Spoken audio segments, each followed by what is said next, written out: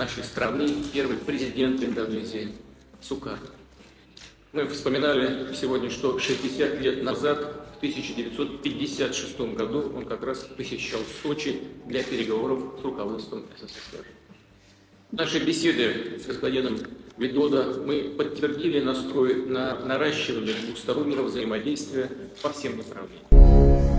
Pernahkah mendengar Valdai Discussion Club? Sebuah forum diskusi antar negara yang didirikan tahun 2004 yang namanya diambil dari Danau Valdai dekat wilayah Veliki, Novgorod, Rusia. Sekutu Barat menganggap Valdai Discussion Club adalah mesin propaganda Putin karena sejak awal didirikan memang menjadi salah satu penyaluran think tank bernegaranya Putin terhadap dunia. Ada benarnya pernyataan pihak sekutu tersebut, dan bagi kita yang penting apa manfaatnya, dan mungkin Indonesia sebagai penyelenggara G20, negara-negara top 20 GDP-nya yang terbesar di dunia itu berkumpul, yang mana G20 bisa membawa peran Indonesia sebagai global player. Indonesia bisa memainkan ala-ala Valdai Discussion Club.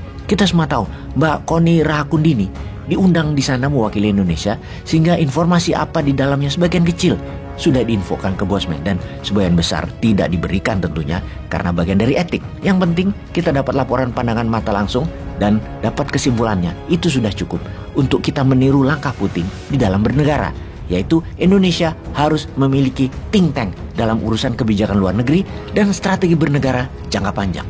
Salah satu yang Mbak Koni kagum pada Putin adalah sepanjang acara Putin hadir dari tanggal 24 sampai 27 Oktober 2022 di Moskow tersebut tidak seperti pemimpin lain yang hanya pembukaan dan terus meninggalkan acara. Di Valdai Club, Putin hadir, mengarahkan, berdiskusi aktif dari jam 8 pagi sampai jam 11 malam. Waktunya panjang bersama 110 negara peserta. Ada banyak profesor, orang pintar, akademisi, kelas dunia mewakili negara masing-masing, dan Putin melayani semua dengan tajam dan pintar. Ini yang Mbak Koni berkali-kali mengatakan, gila itu Putin, pintar banget, semangat banget, visioner dan cerdik. Mbak Koni ini fans garis keras Putin, suka sekali sama Putin walaupun dirinya tidak suka perang.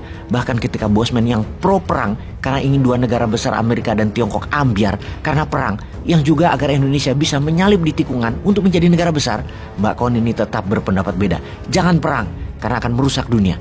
Itunya saya setuju, tapi perang selama bukan di homelandnya Indonesia adalah juga peluang yang dapat membuat Indonesia lepas dari cengkraman dua negara besar tersebut. Intinya dia suka sama Putin. Apa yang Putin lakukan, apa yang Putin pikirkan, dan kedalaman ilmunya Putin, pokoknya hurra. Itu aja prinsip dia. Kembali ke G20. Kita berharap pemimpin kita seperti Putin selama G20 dari tanggal 15 sampai 16 November 2022 ini aktif berdiskusi, berdialog dengan 16 pemimpin negara lainnya di forum diskusi agar terjadi konsensus Bali misalnya. Jangan sampai hanya kumpul-kumpul, tidak ada kesepakatan bersama, tidak ada resolusi, tidak ada gebrakan, tidak ada wacana atau tindakan baru. Jangan sampai menghabiskan anggaran negara demi nama yang tidak menghasilkan langkah positif merubah dunia menjadi dunia yang lebih baik. Kita Indonesia harus menjadi global player, ambil peran aktif, tiru Valdai Discussion Club. Kita bantu sedikit informasi apa tema dan resolusi dalam diskusi di Valdai Club dari tahun ke tahun. Kita ambil beberapa, ini semua tujuannya agar menjadi ide. Di tahun 2014 misalnya, temanya adalah The World Order, New Rules or a Game Without Rules. Kemudian tema Valdai Discussion Club berikutnya adalah Creative Destruction, Will a New World Order Emerge from the Current Conflict? Di tahun 2017. Russia Agenda for 21st Century di tahun 2018. The Lesson of Pandemic and the New Agenda, How to Turn the World Crisis into an Opportunity for the World di tahun 2020. Dan terakhir, Post Hegemonic World, Justice and Security for Everyone di tahun 2022 ini. Ada yang menarik dalam tema di tahun 2022 ini, yaitu A Post Hegemonic World, yang bisa diartikan secara sederhana era setelah polisi dunia, The World Order, Amerika maksudnya, akan membuat hukum menjadi adil dan membuat dunia menjadi aman untuk semua manusia. Adanya World Order oleh hegemoni Barat tidak membuat adil dan kemakmuran selama ini. Pembantaian ada di mana-mana terjadi dalam 70 tahun terakhir. Dirampok lawan-lawan negara hegemonik, digulingkan banyak pemimpin yang menentang hegemonik dengan alasan dibuat-buat oleh Barat. Seperti mereka mengatakan pemimpin yang korup, jahat, padahal mereka pemimpin yang tadi digulingkan adalah menjalankan nation interest negara masing-masing dan pastinya tidak nurut hegemoni, tidak nurut Amerika. Seperti Fidel Castro Kuba, Augusto Pinochet Chili, Khomeini Iran, Saddam Hussein Irak, Gaddafi Libya, Kim Jong-un Korea Utara, dan banyak lagi negara-negara dikonfront langsung. Namun yang lebih parah, ada juga negara-negara yang tidak diserang langsung tapi diambil kekayaan negaranya. Ini parah banget. Negara-negara lemah tersebut dikendalikan dengan misalnya dijadikan negara demokrasi, kemudian mulai mengarahkan pemimpin yang jadi adalah dipilih pemimpin yang menjadi boneka sekutu.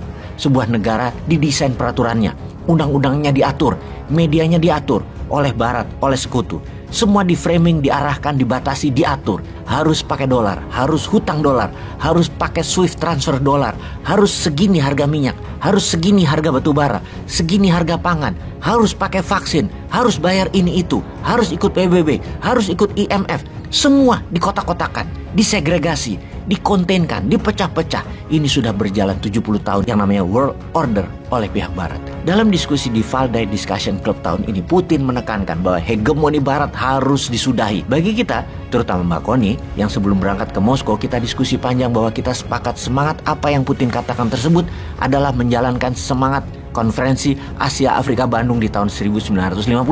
Dan inilah hebatnya Mbak Koni. Dialah yang menyatakan hal ini ke Putin di forum Valdai Club yang kita pun pasti sangat setuju. Soekarno di tahun 1955 dalam Konferensi Asia Afrika mengatakan bahwa fakta pertahanan atau aliansi pertahanan antar negara sebaiknya dibubarkan saja. Adanya fakta pertahanan adalah sumber petaka perang di dunia ini. ASEAN punya SEATO, Fakta Pertahanan ASEAN, NATO, Fakta Pertahanan Atlantik Utara, dengan lawannya Fakta Warsawa. Dan ketika Fakta Pertahanan Blok Soviet bubar bersama runtuhnya USSR 1991, harusnya NATO bubar karena tidak ada lagi ancaman komunisme. Malah NATO masih berdiri dan malah menambah 15 negara ex-Soviet menjadi membernya. Dan ngamuklah Putin. Karena NATO mulai mendekati Rusia. Batas terakhir NATO dengan Rusia ada di Finlandia, Belarus, dan Ukraina. Belarusia di tangan Rusia. Ukraina dengan semangatnya mau join NATO karena Zelensky memang orangnya barat. Ya dihajar Putin lah. Amerika lalu juga membuat kuat Australia, India, Jepang, dan Amerika. Buat Asia Pasifik hingga Samudra Hindia.